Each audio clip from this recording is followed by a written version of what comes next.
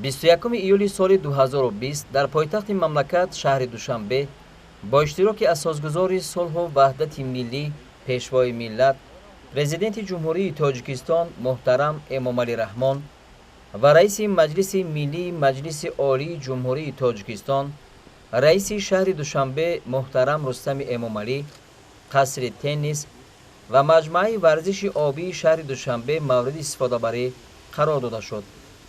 дар саҳни ҳавлии маҷмӯа пешвои миллат муҳтарам Эмомалӣ Раҳмон нахуст аз рӯи лавҳаи рамзӣ парда бардошта ба фаъолияти ин иншооти муосири варзиш оғоз бахшиданд.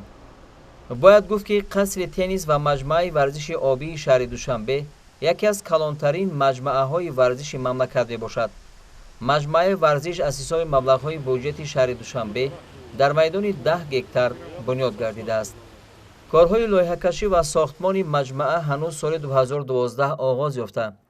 ҷараёни сохтмони он таҳти назорати бевоситаи президенти ҷумҳурии Тоҷикистон муҳтарам Эмомалӣ Раҳмон қарор дошт. фармоишгари иншоот мақомоти иҷроияи ҳокимияти давлатии шаҳри Душанбе буда. лоиҳаи онро ҷамъияти дорои масъулияташ маҳдуди Ростов гипрошахти Федератсияи Россия таҳия намудааст. дар бунёди маҷмӯа ширкатҳои ватании стройкомплекс, Марв сохтмон, Абусалмон, заводи асфалту бетон ва Нури Ҳамадон, дар маҷмӯъ мутахассисони варзидаи 15 ширкати ватанӣ ва 5 ширкати хориҷӣ саҳм гузоштанд. дар маҷмӯаи варзишӣ беш аз 500 нафар сокинони маҳаллӣ ба корҳои сохтмону васлкунӣ ҷалб гардида, ҳамаи корҳо бо сифати баланд ба анҷом расонда шуданд. баробари ба истифода додани маҷмӯаи мазкур беш аз 200 нафар бо кори доимӣ таъмин гардиданд.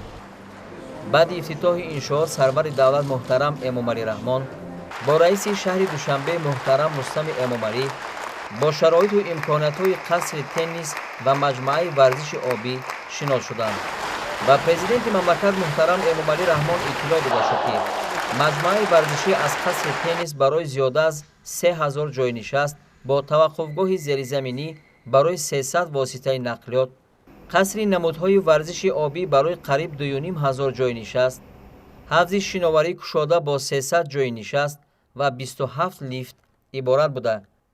ҳамчунин дар шафати он 8 майдони тенниси кушод ки яке аз онҳо дорои 1000 ҷойнишаст мебошад сохта шудааст. яке аз иншооти калони маҷмӯа қасри намудҳои варзиши обӣ мебошад ва боздиди сарвари давлат низ аз он оғоз гардид. қасри намудҳои варзиши обӣ дар масоҳати зиёда аз 20 000 метри мураббаъ бунёд гардида аз 3 ошёна иборат аст ва баландии иншоот 27 метрро ташкил медиҳад. қаср дорои қариб 2500 ҷойнишаст барои тамошобинон мебошад. дар таҳхона ҷойи ивази либос барои 1800 нафар тамошобин ва ҳуҷраҳои техникӣ ҷойгир шудааст. дар ошёнаи якум 4 ҳавзи шиноварӣ аз ҷумла ҳавзҳо барои ҷаҳиш ба об, шиноварӣ, машқҳои аква аэробика, рақси обӣ ва ватерполо ҷойгир буда, ҳамаи онҳо мувофиқ ба талаботи меъёрҳои ҷаҳонӣ бунёд гардиданд. дар ошёнаҳои дуюм ва сеюми иншоот толор барои баргузории нишастҳои матбуотӣ бо 130 ҷой, 2 толори машқ, утоқҳо барои либосивазкунӣ ва истироҳати варзишгарон, утоқҳои маъмурият, 6 қаҳвахона, 9 лифт ва дигар иншооти фаръӣ ҷойгир шудааст. ҳавзҳои маҷмӯа ҳам барои омӯзиши ин ҳунарҳо ба хоҳишмандон ва ҳам барои мусобиқаҳои ҷумҳуриявиву байналмилалӣ аз ҷумла бозиҳои олимпӣ пешбинӣ шуданд. қасри намудҳои варзиши обӣ дорои таҷҳизоти муосири оббозӣ буда. ҳавзҳои шиноварии он дар ҳамаи фаслҳои сол бо оби гарми дорои ҳарорати 26 дараҷа таъмин карда мешаванд. низоми муҳандисии иншоотро таҷҳизот ва дастгоҳҳои муосири сохти кишварҳои пешрафта ташкил мекунанд. дар ин маҷмӯа аз кӯдакони 7сола саркарда то калонсолон метавонанд ба машқу тамрин машғул шаванд, зеро дар ин ҷо ҳавзҳои чуқурияшон аз 0,7, 1, 5, 3 то 6 метр мавҷуданд. қасрҳо ва дигар иншооти ин маҷмӯа бо ранги кабуди монанд ба оби соф ороиш ёфтаанд, ки ин аз рамзи кишвари обҳои мусаффо ва ташаббускори ҳалли мушкилоти обии ҷаҳон будани Тоҷикистон мебошад. баъди шиносоӣ бо имкониятҳои машқу тамрин ва баргузории чорабиниҳои варзиши обӣ, пешвои миллат муҳтарам Эмомалӣ Раҳмон ва раиси шаҳри Душанбе муҳтарам Рустами Эмомалӣ аз иншооти дигари маҷмӯа ҳавзи шиноварии болокушода боздид карданд. дар шафати маҷмӯаи намудҳои варзиши обӣ ҳамчунин ҷиҳати ба солимгардонӣ ва шиноварӣ фаро гирифтани ҷавонону наврасон ҳавзи шиноварии болокушода сохта шудааст, ки барои баргузории мусобиқаҳои шиноварӣ дар фасли тобистон таъин шудааст. ҳавзи шиноварии болокушода дар масоҳати умумӣ 8000 метри мураббаъ бо баландии 17 метр бунёд гардида, дорои 300 ҷойи нишаст мебошад. иншооти мазкур барои баргузории 4 намуди варзиши обӣ, аз ҷумла ҷаҳиш аз трамплини дорои баландиҳои 1, 3, 5, 7.5 ва 10 метр, шиноварӣ дар масофаи 25 метр ва бозии ватерполои занонаву мардона пешбинӣ гардидааст. ҳавзи шиноварии болокушода низ мувофиқ ба талаботи муосир бунёд ёфта, дар он ҳамаи шароити зарурӣ муҳайё карда шудааст.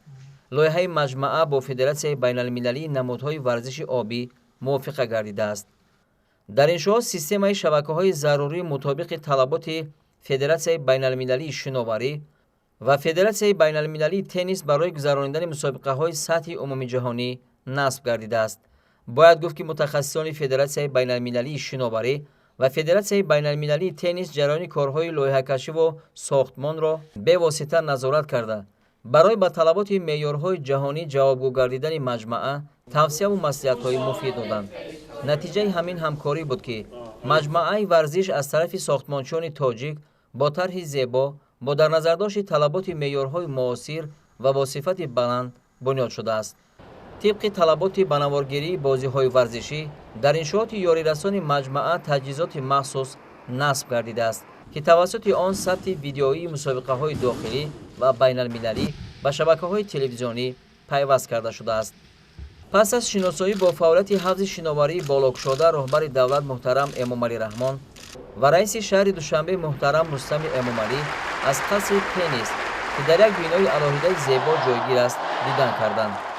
қасри теннис аз 5 ошона иборат буда, дар майдони 40,000 метри мураббаъ ҷойгир шудааст ва аз 3 майдони теннис, толори куштингирӣ, толорҳои умумии варзиш ва машқ иборат мебошад. дар 3 корти теннис 12 утоқи либосивазкунӣ барои 300 нафар варзишгар, 4 толори варзиш бо тамоми таҷҳизоти муосир, толори нишастҳои матбуотӣ барои 120 нафар, қаҳвахона ва 10 лифт иборат аст. дар ошонаи дуюми қасри теннис толор барои бозиҳои футболи хурд, тенниси рӯи миз, волейбол, баскетбол, толори гӯштин, обутоби бадан, аэробика, гимнастика ва дигар ҷойҳои машқу тамрин мавҷуд аст. бунёду ба истифода додани қасри теннис ва маҷмӯаи варзиши обӣ тӯҳфаи арзандаи пешвои миллат муҳтарам Эмомалӣ Раҳмон ба ҷавонони кишвар ва яке аз иншооти бузурги ҷашнии мақомоти иҷроияи ҳокимияти давлатии шаҳри Душанбе ба истиқболи сазовори ҷашни бузурги 30-солагии истиқлоли давлатӣ мебошад. варзишгарон, ҷавонони саодатманду хуштолияи кишвар ба роҳбари давлат муҳтарам Эмомалӣ Раҳмон барои иқдоми шоиста, бунёди чунин як маҷмӯаи бузург ва таъмини тамоми шароити зарурии машқу тамрин изҳори сипосу миннатдорӣ карданд. дар як қисми маҷмӯаи варзишӣ барои баргузории мусобиқаҳои сатҳи гуногун ва машқу тамрини варзишгарон 8 майдони тенниси кушод бо масоҳати 5500 метри мураббаъ сохта шудааст. бо дар назардошти он ки маҷмӯаи нави варзиш ба талаботи байналмилалӣ ҷавобгӯ мебошад, минбаъд дар он имконияти баргузории на танҳо мусобиқаҳои ҷумҳуриявӣ, балки минтақавӣ ва ҷаҳонӣ низ пайдо гардид. президенти мамлакат муҳтарам Эмомалӣ Раҳмон баъди ифтитоҳи иншоот ва шиносоии пурра бо имкониятҳои дар он фароҳам овардашуда дар қасри теннис дар ҳузури ҷавонону наврасон ва варзишгарони кишвар суханронӣ карданд. нахуст пешвои миллат ифтитоҳи иншооти бузурги варзишро ба ҷавонони кишвар ва сокинони пойтахт табрик гуфтанд. сарвари давлат муҳтарам Эмомалӣ Раҳмон ба сифати сохтмон баҳои баланд дода, ба бунёдкорони маҷмӯа барои иҷрои босифати корҳо арзи сипос карданд. баъди шиносоии пурра бо иншоот асосгузори сулҳу ваҳдати миллӣ, пешвои миллат, президенти ҷумҳурии Тоҷикистон муҳтарам Эмомалӣ Раҳмон ба коргарон барои сифати корҳои сохтмон баҳои баланд доданд ва баробарати мақомоти иҷроияи ҳокимияти давлатии шаҳри Душанбе барои истифодаи самараноку мақсадноки иншооти варзиш ва корҳои ободонӣ дастуру ҳидоятҳои судманд доданд. бояд гуфт ки таи 3 соли охир дар асоси дастуру супоришҳои асосгузори сулҳу ваҳдати миллӣ пешвои миллат президенти ҷумҳурии тоҷикистон муҳтарам эмомалӣ раҳмон ва иқдомҳои созандаи раиси шаҳри душанбе муҳтарам рустами эмомалӣ дар пойтахт аз ҷониби мақомоти иҷроияи ҳокимияти давлатӣ, вазорату идораҳои ҷумҳуриявӣ ва соҳибкорону ташаббускорон беш аз 250 майдончаи варзиш ва бозии кӯдакон ба маблағи умумии зиёда аз 205 миллион сомонӣ сохта ба истифода супорда шудааст. ҳамзамон бо ин дар шаҳри душанбе бо ташаббуси мақомоти иҷроияи ҳокимияти давлатии шаҳри душанбе калонтарин варзишгоҳ бо 30 000 ҷойнишаст бунёд шуда истодааст, ки боз як тӯҳфаи беҳтарин ба ҷашни 30-солагии истиқлоли давлатии ҷумҳурии тоҷикистон мегардад. бунёду ба истифода додани қасри теннис ва маҷмӯаи варзиши обӣ дар шаҳри душанбе боиси ободии як гӯшаи пойтахти кишвари азизамон гардидааст. ороиши маҷмӯа бо таҷҳизоти ҳозиразамони нурпошӣ ин мавзеи зебоманзари пойтахтро ба як макони афсонавӣ табдил додааст.